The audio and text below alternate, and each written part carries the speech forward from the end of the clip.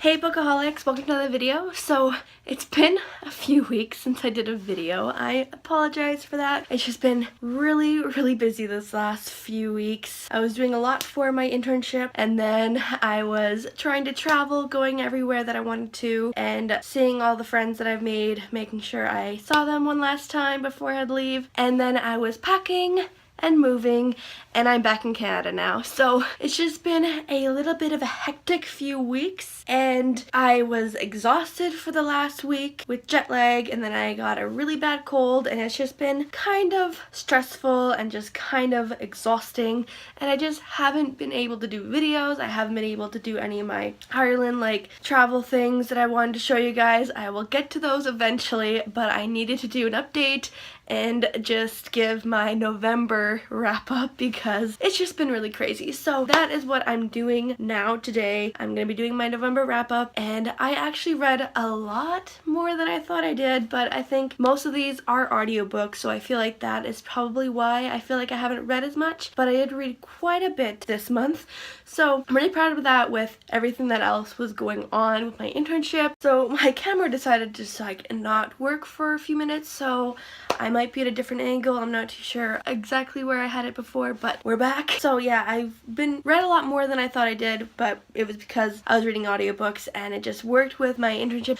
Audiobooks was what I was able to concentrate on more than actual books, but I did read some physical books as well this month, so let's just get right into my wrap up. So the first book I finished in November is By Your Side by Casey West. So this one I liked it as I was listening to it. It was an audiobook, as I said, and it was good. It was like a cute little contemporary read. It pretty much follows this girl named Autumn who is going on a quick little weekend getaway with her friends, but she has to go to the bathroom quickly and goes into the library and ends up getting locked in, and her friends all left, and she ends up being trapped in a library with another kid named Dax who doesn't have the best reputation. So it follows that kind of plot line. It's cute, it's a little contemporary read, and I enjoyed it. I did give it a 3 out of 5, so I did enjoy it, but it didn't have a lot of things to it. Like, she does have a bit of a anxiety disorder, and her friends don't really know about her anxiety. That's one of the plot lines in it, and it creates kind of a tension in this novel, but it's not a lot of it, so it wasn't amazing, but it was good, it was cute, and it was just a fun read. So that was the first book I read in November. The second book I read in November is 7 Ways We Lie by Riley Redgate. Now this one, I absolutely loved it. I was kind of hesitant to read it because it's not overly short book, but it's it covers a lot in a very short amount of time and pages. It's 7 different characters and all of them are developed, and it just seemed like it wouldn't work, but read it as an audiobook and there was different voices for each character, which I absolutely loved. It worked really well with this, and it just impressed me so much. I wasn't too sure how I would like it, I wasn't too sure if I would enjoy it, and I wasn't too sure how the author would manage to get 7 different personalities in that short amount of a book, but it all worked and it was just perfect. I loved it so much, and I had a favorite character, Valentine. He was my absolute favorite. Oh my god, he was just so funny and it was just perfect, and I just loved his character. He was so sarcastic and just didn't give a about anything. And I also liked other characters. There was one character I didn't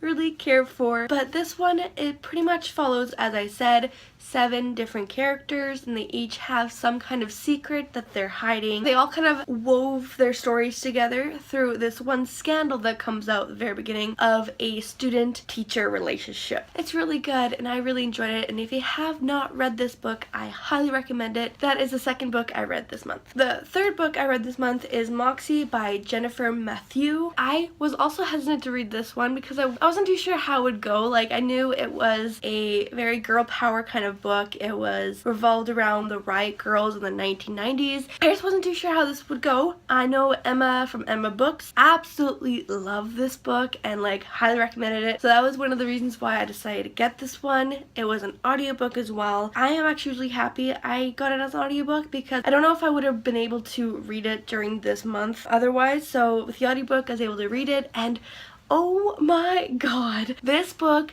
made me so angry. Not because it was written badly or anything like that. It was just, it's true. Like, all these things that would happen to girls, it happens, and it was just maddening to see no one doing anything about it. Even like girls, they would think it's just normal, and it's not normal, and it's just, it made me angry. I've had some things happen to me, just guys thinking they can do whatever they want. Like, it hasn't always happened, but I've seen it happen to other girls as well. It shouldn't happen. Girls shouldn't feel they have to censor themselves or like change themselves just because guys have no control over themselves. Guys do, they have control. It's just the person in power allows them to have that control, and it's just, the guys don't have consequences in this book, and that is what happens a lot when a sexist person is in power. That's what happens. Like, not all guys, as obviously it shows in this book, not all guys are like this, but when there's a sexist person in power, the guys who are sexist take advantage and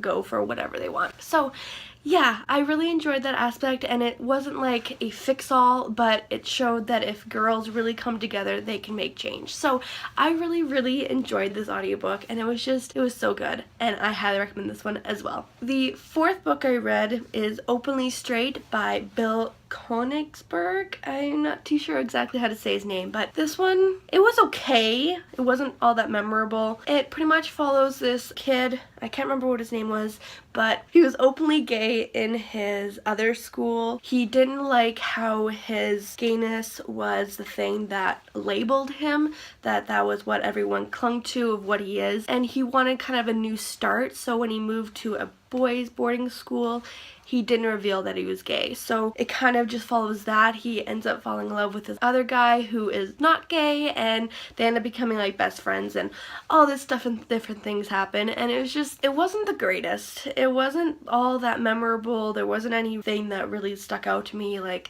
it was just a story, and it was fun listening to it, but there wasn't too much to it. And yeah, I ended up giving it a 2 out of 5 stars. It was okay, but it wasn't the greatest. Okay, so the next book I read is the first physical book that I finished in November. Now, I did start this in October. It took me just a little while to get through it. I'm not too sure if it was like just like distracted by work and I wasn't just concentrating on this book and then kind of listening to audiobooks, and it never finished until in November. The next one I finished in November is Tash Hearts Tolstoy by Catherine Omshi. Now, this one I really did enjoy. I gave it a 4 out of 5 stars. It's pretty much about a girl named Tash who starts running this mini YouTube series about Tolstoy's Anna Karenina. It's fun. Like, she's a YouTuber like I am, and her thing she created on YouTube kind of goes viral, and they're so excited that they're finally getting a lot more fans. They're getting a lot more feedback. She's just like really overwhelmed and just excited, and they end up getting nominated for the Golden Tuba, and it's just like whirlwind of just fame and trying to make the ending of the story perfect, and it was good. It was fun. I really enjoyed it. She ends up messaging this one person who she kind of has a crush on, but one thing that is a big thing for her is that she is romantic asexual, so she wants the romance, she wants like the holding hands, that kind of thing, but she doesn't really want the sex. Kind of creates a barrier sometimes. She doesn't know quite how to handle it when she's talking to other people about it, and it's a really cute novel, and I really enjoyed it. Okay, so if you watch my Ireland book haul, you know I got these ones. So I started reading them, and I'm just so excited. I've been loving them so far. But the next book I read this month was Harry Potter and the Philosopher's Stone. Oh my god, I've been wanting to read these books for so long, and it's such a commitment, and I just didn't have the physical books or anything like that, and I didn't want to read audiobooks, and I didn't want to read ebooks or anything like that. I needed the physical copy, and I just said in my Ireland book haul, I got the box set for only 45 euros, and I was just so excited. Started reading it right away, and I'm just loving it. Like, I know exactly what's going to happen. I know, but there's things that I did not know that is being revealed through the books, and I'm just loving it so much. Now that I've read this, I just like breezed through it, read it in 2 days, and I was just like, I loved it so much. If you haven't heard about these books or the movies, you have been living under a rock, so I don't really have to explain what this one is about. It pretty much follows Harry Potter who learns that he's a wizard, and he goes to a wizarding school called Hogwarts. This is just the first book in the series, and it's just the start of his big adventure, and I'm just loving it. I'm loving the progression because this is clearly like more of a middle grade kind of writing, but as I get into more of the books, it becomes more sophisticated and more dark, and I'm just really loving it. It's so good, and I'm just so happy I'm finally reading these books because I love the movies. I have watched and rewatched them so many times I lost count. I'm so excited, and I just loved this first book. Gave it 5 out of 5. So that was the 6th book I read this month. The next book I read this month is pretty obvious, but that's Harry Potter and the Chamber of Secrets. Now this one is probably one of my least favorite movies, but this book was really well done as well. I gave it 5 out of 5 again, and I just really enjoyed it. I loved the more background of Tom Riddle in this one, and I loved seeing what they changed from the book to the movie. Like, there's a few different changes. I absolutely loathe Malfoy in this one, and I'm not really even a big fan of Snape either. Like, I still don't like Malfoy or Snape in the movies, but I still love them in the movies, and these ones just make me hate them. I guess that's what a book does to you. You really kind of just see the side of how Harry Potter sees it rather than how you see it in the movies. So I really like this, and I love Dobby. Like, Dobby was so cute. Look at him, he's just so cute. And yeah, so I really enjoy this book. It just makes me so happy. I've been wanting to watch the movies, but they're all packed up. I'm like, I want to watch the movies. So I probably like do a really big binge watching of all the movies once I finish all the books.